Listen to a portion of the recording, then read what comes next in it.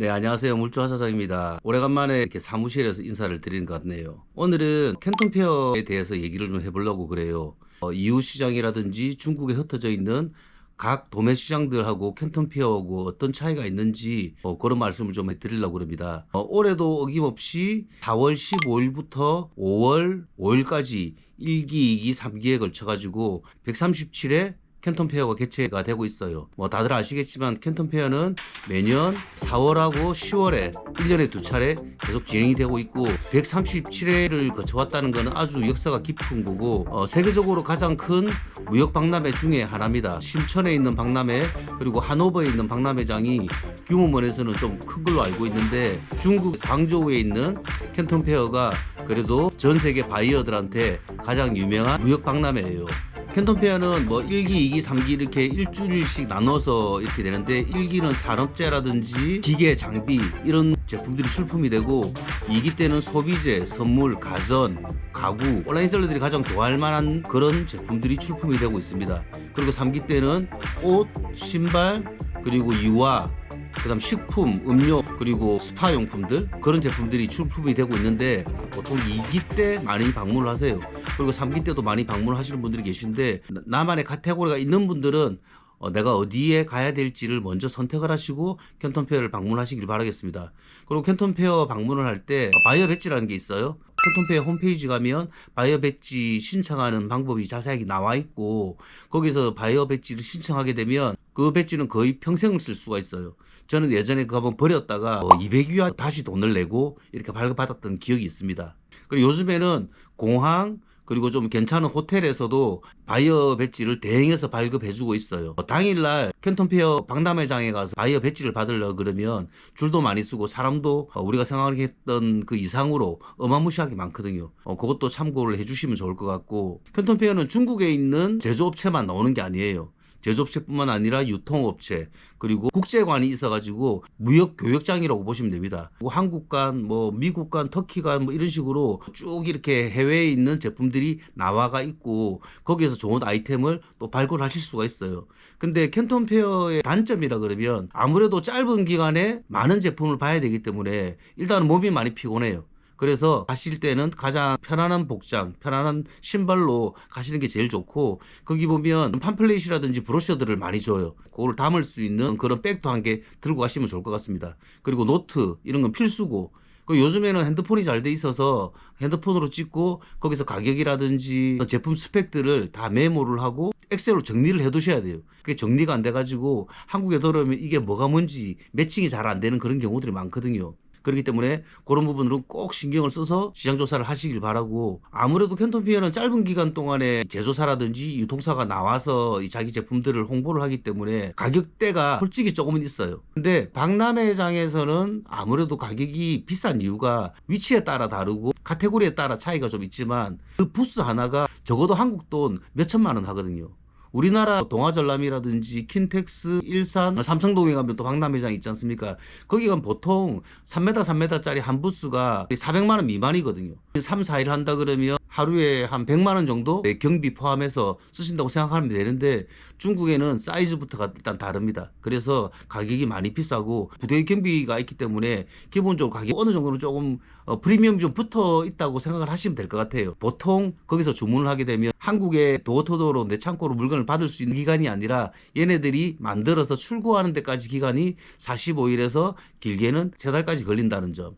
그리고 박람회다 보니까 기본적으로 MOQ가 좀 높습니다. 옛날에는 좀 지금보다 훨씬 더 높았는데 적어도 몇백 개, 몇천 개 정도는 하셔야 되고 아무래도 1688에 익숙해져 있던 셀러라면 좀 많이 놀라실 수가 있어요. 근데 그럼에도 불구하고 왜 캔톤페어를 가느냐? 일단은 내가 취급하고 있는 제품 카테고리에 대해서 많은 인사이트를 얻을 수가 있어요. 제품에 대한 인사이트라든지 그 비슷한 유형의 제품들 내한테 많이 노출시켜 주거든요.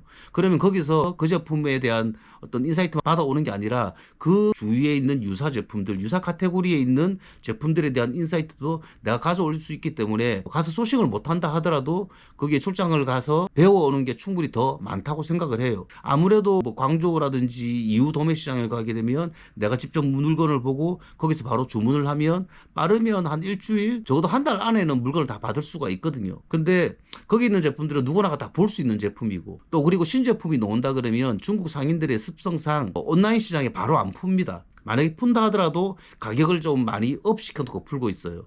그래야지 다른 사람들이 카피를 많이 안 뜨거든요. 처음에 어떤 신제품이 나왔다 그러면 주위에 있는 거래처들, 바이어들한테 먼저 그 제품을 소개시키고 거기서부터 유통을 시킵니다. 시키다가 나중에 이거는 어느 정도 좀 대중화를 시켜야 되겠다라고 했을 때 프리미엄을 좀 얹어서 온라인으로 노출을 하고 있는 게 지금 중국에 있는 판매자들 그리고 제조사들이 하고 있는 방법이에요. 좋다 나쁘다를 얘기하기 전에 그 친구들이 그렇게 판매를 하고 있으면 적어도 얘네들하고 좀 관계를 좀 많이 맺어 놓으면 아무래도 신제품 정보라든지 그런 데이터들을 남들보다 빨리 받을 수가 있습니다. 그럼 빨리 받을 수 있다는 거는 뭐냐 그러면 내가 남들보다 더 빨리 움직일 수 있는 거고 그만큼 경쟁력을 내가 더 확보할 수가 있다는 거거든요. 그래서 저는 이번에 캔톤페어를 못 가지만 캔톤페어를 가시는 분들은 분명히 꼭 알아두셔야 되는 게 가격이 일단 비싸고 기다려야 되는 시간, 딜리버리가 좀 길다. 그리고 MOQ가 좀 많다. 대신에 그 세 가지 단점을 보완을 할 수 있을 만큼 충분히 제품에 대한 인사이트는 내가 많이 가져올 수 있다라는 게 있기 때문에 한 번쯤은 꼭 가보시길 저는 추천을 드려요. 그리고 광저우 캔톤페어 시즌에는 호텔 비용이라든지 항공료가 조금 더 비싸집니다. 자주 다니는 호텔 같은 경우에는 저보다 한 30% 정도가 비싸지고 그래서 그런 점들도 참고를 해 두시면 좋을 것 같고 바이어 배지 미리 호텔 예약하시는 거 뭐 그런 것만 해 두신다 그러면 혼자 가셔도 그렇게 큰 무리는 없어요. 시장에는 영어 못 쓰는 상인들이 좀 많이 있지만 박람회장에는 거의 다 영어로 다 소통이 가능합니다. 뭐 영어를 모른다 하면 번역기 돌리셔도 괜찮고 그래서 내가 언어가 좀 안 된다고 해서 절대 쭈뼛쭈뼛 하지 말고 박람회 출품을 한 사람은 내 제품을 더 많은 사람들한테 노출시키고 보여주고 판매를 하기 위해 나왔기 때문에 너무 과한 부탁이라든지 너무 귀찮게 하는 게 아니라 그러면 충분히 좀 설명을 잘 해줄 거예요. 그 친구들하고 좀 소통도 잘 되고 나면 박람회 끝나고 나서도 계속 이렇게 유대가 됩니다. 위챗이라는 걸 다 알고 계시죠? 중국에서 쓰는 우리나라의 카톡 같은 건데 중국 사람들 99.9%가 거의 다 쓰고 있어요. 한국에서도 위챗을 까셔가지고 걔네들하고 위챗 번호 교환을 하시고 그러면 신상품 정보라든지 그런 좀 쏠쏠한 정보들을 많이 받으실 수가 있습니다. 그리고 그 친구들한테 내가 중국에 가는데 너희 공장을 간다 그렇게 소통을 해도 괜찮고 위챗 안에는 번역 기능이 다 기본적으로 들어가 있기 때문에 소통하시기가 카톡보다는 좀 편해요. 처음에는 낯설어 가지고 좀 쓰시는 게 불편하실 수도 있겠지만 조금 더 적응되고 나면 카톡보다는 오히려 더 좋은 기능이 많으니까 위챗을 쓰는 것도 추천드리고 마지막으로 캔톤페어가 지금 좀 많이 변하고 있더라고요. 캔톤페어에 출품되는 제품들을 보니까 친환경 제품들이 좀 많이 생기는 것 같더라고요. 재생에너지부터 해서 왜냐하면 친환경이라든지 신재생에너지 같은 이런 제품의 카테고리는 꾸준하게 예전부터 언급이 되어 왔던 거고 그 언급 수치가 예전보다는 많이 성장을 했다는 게 이 데이터로 반증이 되는 거기 때문에 그런 쪽의 카테고리도 관심 있게 보시면 좋을 것 같아요. 제가 드리는 말씀은 항상 제가 오프라인에서 투어를 하거나 다른 대표님들 만났을 때 항상 드리는 말씀들이었거든요. 근데 저 역시도 처음에 갔을 때 이런 얘기를 해주는 사람이 없었고 어떻게 가야 될지도 몰랐고 그렇기 때문에 좀 많이 두려웠을 건데 뭐 제가 그런 분들한테 조금이라도 도움이 됐으면 하는 바람에서 제가 이 영상을 찍었던 거고 좀 더 자세하고 구체적인 내용들은 제 블로그에 보면 이런저런 글들을 많이 적어놨어요.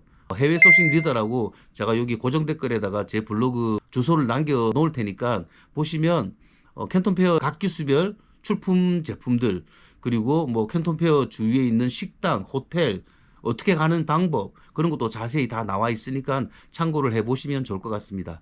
그러면 저는 다음에 또 더 재미나는 내용으로 다시 찾아뵙겠습니다. 감사합니다.